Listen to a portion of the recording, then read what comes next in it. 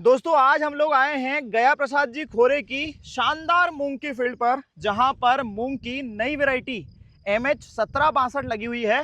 इस वैरायटी को लेकर जो मार्केट में अभी हवा बनी हुई है, वो क्या वाकई हवा है या फिर इस वैरायटी में पोटेंशियल है, डिटेल में चर्चा करेंगे। इस वीडियो को देखने के बाद में आपको मूंग की एक शानदार वैरायटी अपनी फील्ड में लगाने के लिए मिलेगी, तो वीडियो पर अंत तक बने रहिएगा। आइए मिलवाते हैं आदरणीय गया प्रसाद जी खोरे से। नमस्कार जी। नमस्कार। सबसे पहले तो इस प्लॉट को आपने लगाया कब है ये बताइए। ये इसकी प्लाट की मेरी बोनी है 25 मार्च की। 25 मार्च की बुआई है। वैरायटी 1762 ही है ये मैं 1762 है। और फील्ड एरिया कितना है ये 3 एकड़ है। 3 एकड़ का फील्ड एरिया है। बीज दर आपने इसमें क्या रखी है? इसमें 40 किलो बीज है, 13 किलो एकड़। 13 किलो एकड़ जी।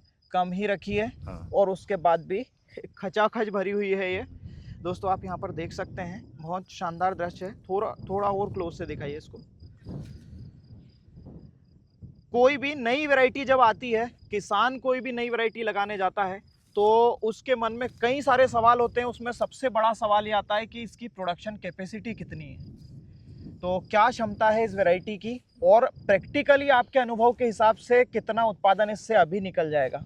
देखो अभी ये मेरी जो बोनी है मेरे एरिया के हिसाब से अगर खासकर बात करें, क्योंकि मैं खंडवा जिले से लगा हुआ हूँ। हाँ। और यहाँ की जलवायु बहुत गर्म है। हम्म। यहाँ अगर मूंग की खेती सक्सेसफुल करना है हाँ। तो लगते मार्च से बोनी होना चाहिए। हाँ हाँ तो हाँ फिर हाँ। मैं काफ़ी लेट हुआ क्योंकि मेरी गेहूँ की खेती खाली हुई। हम्म, इसके बाद में मैंने तैयारी करी तो इसमें 25 मार्च आ गया। हम्म। अगर 25 मार्च के बाद में भी इसकी उत्पादन क्षमता की बात करें मेरे फील्ड की, हाँ। तो मुझे लग रहा है कि 20 कुंटल हेक्टेयर ही जा सकती है। 20 क्विंटल हेक्टेयर, हाँ। मतलब एकड़ से अगर 8 देखें कुंटल तो एकड़। 8 क्विंटल एकड़, जो कि मूंग के लिए एक अच्छा प्रोडक्शन है दोस्तों। और इसमें जो वैरायटी की अवधि है, अभी जैसे आपने 25 मार्च को लगाया है, आज 19 मई 19 है, मई है। लगभग 55 दिन। 55 दिन के लगभग हो गई है।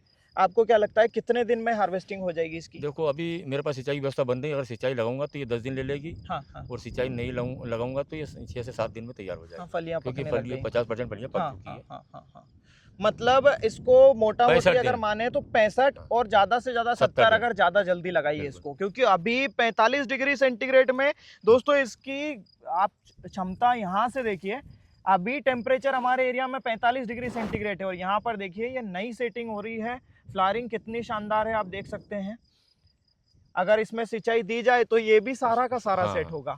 और इसमें आप लाइन से लाइन की दूरी क्या रखते हैं? लाइन से लाइन की दूरी इसकी 12 इंच है। 12 इंच रखते हाँ। हैं। इस फसल के लिए, इस वैरायटी के लिए आप क्या रिकमेंड करना चाहेंगे? किस प्रकार की मिट्टी में किसान को इसको लगाना चाहिए?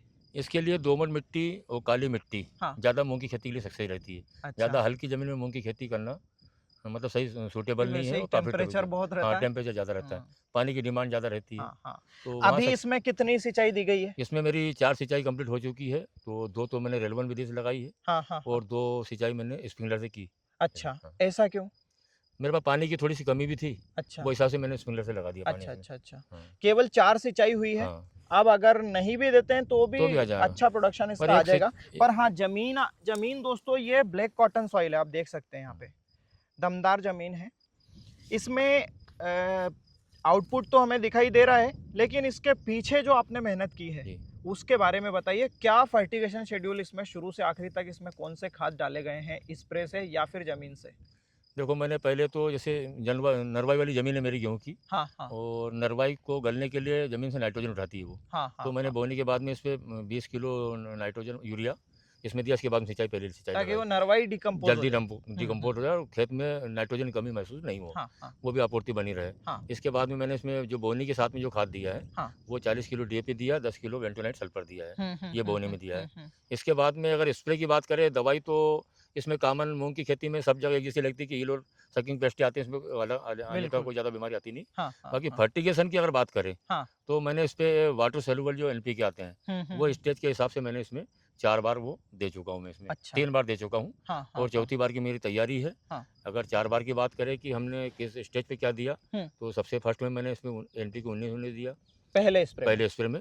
इसके बाद में मैंने फिर इसमें दिया 23-17, इसके बाद में दिया इसमें 0-32-34 और अब मेरी तैयारी इसमें 0-0-50 की है। अच्छा, लास्ट स्प्रे हाँ। फल का साइज हाँ, ये दाने के साइज लिए। के लिए, हम्म, क्योंकि 0-0-50 पोटास है, हाँ हाँ। पोटास इसको अभी ज़रूरत है दाना भराव के लिए, हम्म। तो मैंने इसमें पोटास की मेरी तैयारी है 0-0-50। क्या मात्रा लेते हैं इसमें इन वाटर सॉल्युबल खादों की क्या ये मात्रा लेते हैं एकड़ में? 500 ग्राम एकड़, 500 ग्राम एकड़ लेते हैं। क्योंकि साथ में केमिकल दूसरे चलते हैं, वैसे हम्म। 1 किलो एकड़ तक भी जाना चाहिए, हाँ पर जब हाँ दूसरे केमिकल साथ में कुछ चलाते हैं तो उसका साइड इफेक्ट नहीं, इसलिए उसकी मात्रा थोड़ी सी हाँ, डाउन स्कॉचिंग रखते नहीं हैं। हो। हाँ, क्योंकि इसमें ज़्यादा फिर स्क्रैच आएंगे पत्ती पे। हम्म।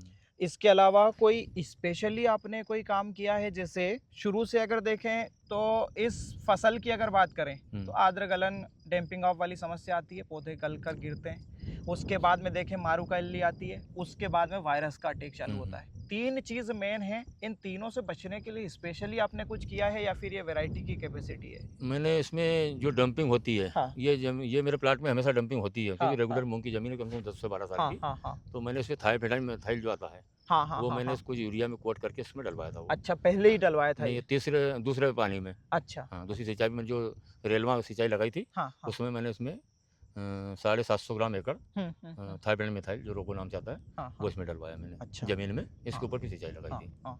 वायरस का यहाँ पर सिंगल पौधा भी दिखाई नहीं दे रहा है और मारूका का भी ऐसा अटैक कोई नहीं, बड़ा भारी दिखाई दे नहीं रहा है। तो इसके ये वैरायटी का रेजिस्टेंस है या फिर आपने मारूका के लिए इस पे कोई काम किया है ज़्यादा? नहीं जी, काम तो नहीं किया, बाकी ये है मेरे फ्री में सारी तैयारी चलती है। अच्छा। मैं कभी ये नहीं देखता कि कोई बीमारी आएगी फिर मैं हाँ हाँ उसके हाँ हाँ लिए कोई दवाई डालूंगा, हाँ हाँ हाँ क्योंकि जब कोई भी किसान कोई भी फसल लगाएगा हाँ हाँ। तो उसको स्टेज के हिसाब से ये मालूम होता है कि उसमें क्या बीमारी आएगी, क्योंकि वो किसान को अनुभव हो जाता है, तो मैं वो सारी तैयारी पहले से ही करते रहता हूँ। बाकी जैसे हमने अगर जो अब ईल की जनरेशन के लिए सब फुद्दे ज़मीन में उड़ते हैं, वो ईल को आगे बढ़ाते हैं, तो हम हाँ हाँ हाँ। फुद्दे को ही मार देंगे तो ईल की मतलब संभावना पूरी खत्म हो जाएगी। मतलब पतंग स्टेज हाँ, पे, क्योंकि हाँ, उसको टच पॉइजन से मारना ही तो आसान वो है। ज़्यादा ये है कि उसको अगर फ्री में हम तैयारी कर लेंगे कि भाई हाँ। हमारे अभी स्टेज फूल की आ गई, हाँ तो हाँ इसमें हाँ मारूका की संभावना बनती है। हाँ हाँ हम पहले ऐसी व्यवस्था करें ताकि वो जो अंडे रखने वाली जो फुद्दी है हाँ वो हाँ पहले खत्म हो जाए, तो मतलब वो सवाल ही नहीं आता। हम्म। अब इस वैरायटी की अगर हम दूसरी वैरायटी तुलना करें, इसकी विशेषता की बात करें, हाँ, कौन तो से अनुसंधान केंद्र की वैरायटी है ये वैसे? ये चौधरी चरण सिंह विश्वविद्यालय हिसार अनुसंधान हरियाणा से निकली हुई वैरायटी है ये। यहाँ से पहले भी 2 वैरायटियाँ निकली है, MH11 निकली है, 421 निकली है, और काफ़ी किसानों को ये वैरायटियाँ पसंद भी आई है। पसंद भी है। हाँ, और अगर ये दोनों वैरायटी की बात करें इसी एक ही अनुसंधान की, हाँ जैसे MH1142 की, MH421 की हाँ और इसकी, हाँ तो दोनों में इसमें एक भिन्नता ये आई है हाँ कि उनमें एक बार फूल सेट होने के बाद हाँ दूसरे फूल आने की मतलब बहुत कम उम्मीद बचती है, नहीं के बराबर। और इसमें ये चीज़ देखी कि इसको 15 दिन हो गए करीबन फूल चलते इसमें फल भी सेट होते गया। हाँ। अब आप देखें अभी फली भी मतलब पूरी जारी पक- है ये, और ये हरी भी फली है और फूल भी है, मतलब ये बीच में गैप नहीं गया, रेगुलर चल रही है। हाँ हाँ हाँ। इसमें दाने का साइज क्या बोल सकते हैं? मीडियम, मीडियम बड़ा बोल या सकते हैं फिर उसको, छोटा? मीडियम, हाँ, मीडियम बढ़िया साइज एकदम दिखाई दे हरा रहा है। कलर, मीडियम हाँ, दाना, हाँ, ये बिल्कुल। बहुत अच्छा कलर। तो इसको, इस वैरायटी को किसानों को लगाने के लिए आप रिकमेंड करेंगे? बिल्कुल मैं रिकमेंड करूँगा, और इसको एक जो समय अवधि की बात करूँ मैं इसकी लगाने की भी थी, हाँ। क्योंकि मेरे पास तो कुछ कारण से मैं 25 मार्च से लगाया, बाकी जो किसान जैसे 5 मार्च से अगर बोनी करना चाहते हैं, हाँ। उसके लिए ज़्यादा सूटेबल लगी, क्योंकि इसको आप जितना पानी देते जाएंगे ये वैरायटी आगे बढ़ते जा रही है, तो उसका प्रोडक्शन तो जो हम अनुसंधान वाले बताते हैं या मेरे को जो संभावना है, हाँ। इससे भी वो आगे जा सकती है, मतलब जा इतनी तो सकती इसकी क्षमता का 9-10 क्विंटल एकड़ तक जाया जा सकता है। जाया जा सकता है। अभी क्योंकि ये फसल आखिरी में है, उसके बावजूद भी पूरा क्लोरोफिल सुरक्षित है, पत्तियों में ग्रीननेस है। दोस्तों आप यहाँ पर देखिए, ये इसका, ये देखिए, ये पत्ती का साइज आप देख सकते हैं यहाँ पर, ज़बरदस्त फोलिएज है और ये ही मदद करती है फल को भरने में। तो दोस्तों आप समझ सकते हैं इसमें एक चीज़ और मतलब एक नई है, हाँ। उसको चमत्कार कहें या कुछ अनुसंधान की उसमें वो है, हाँ। मतलब इसमें जैसे ये 3 पत्ती है, हाँ, हाँ, इसमें हाँ। कई पौधे में ऐसी 4 पत्ती भी 5 पत्ती भी है। हाँ हाँ, इसमें मैंने हाँ। मैंने देखी है। हाँ, इसमें वो चीज़ भी है जो कई अन्य जगहों वैरायटी पर में ऐसा है। हमको दूसरी वैरायटी में देखने को नहीं मिली, हाँ हाँ बाकी हाँ। इसमें वो देखने को मिल रही है, यहाँ नहीं है वो, कहीं कहीं है ऐसी हाँ, मैंने भी देखे हैं हाँ। पौधे से, मतलब वो बहुत बड़ा प्लस पॉइंट है। इस वैरायटी को लेके किसानों में जो मतलब हवा चल रही थी, मैंने जो सुन रखा था वो वाकई सही है, कोई हवा नहीं है, वैरायटी में दम है। मेरा उद्देश्य हमेशा ये रहता है हाँ। किसानों को जैसे मैं अगर कोई चीज़ मेरे खेत से वीडियो में खुद शूट करता हूँ, हाँ, हाँ, तो मैं उसको कभी झूम करके भी नहीं बनाता। हाँ, हाँ, हाँ। भाई जो रियल है वो किसान के पास वो चीज़ रियल जाना चाहिए। जो मतलब एक्चुअल हमारा हमेशा एक ही हाँ, उद्देश्य रहता है। हाँ, हाँ, बिल्कुल।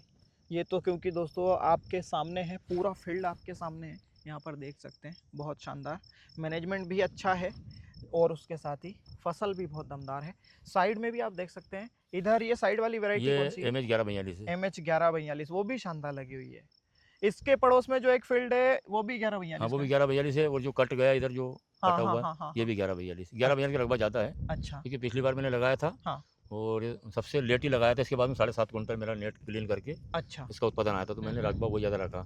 बहुत काफ़ी पसंद थी, पर इसके बारे में मैंने बहुत सुनी थी, हुँ, इसकी बहुत हवा थी बाज़ार में। हुँ, तो मैं कोशिश लगातार करता रहा कि मुझे ये बीज प्राप्त हो जाए, हुँ, तो मुझे ये बीज अच्छी जगह से ब्रीडर से प्राप्त हो गया। हुँ। हालाँकि ये उसको जो हम कॉन्ट्रैक्ट फार्मिंग बोलते हैं, हाँ, हाँ, मतलब हाँ, हाँ, कॉन्ट्रैक्ट हाँ। के तौर पे मान मतलब सकते हैं सेल कि ये नहीं कर कंपनी, सकते। हाँ, हाँ। मैं इसको सेल नहीं कर सकता। हुँ। उन्होंने मुझे ये बीज उपलब्ध करवाया, ये हुँ, कंपनी को बीज मेरा वापस जाएगा। हुँ, मैं तो उस अनुबंध पे ही मैंने ये खेती करी इसकी। हुँ। दोस्तों उम्मीद करता हूँ कि इस वैरायटी को लेकर बहुत सारी क्लैरिटी आपको मिल गई होगी। जानकारियाँ पसंद आई हो तो प्लीज़ वीडियो को लाइक करिए, ज़्यादा से ज़्यादा शेयर करते रहिए और ऐसी ही अनगिनत जानकारियों के लिए, सटीक जानकारियों के लिए चैनल को सब्सक्राइब करके ही जाइएगा। धन्यवाद।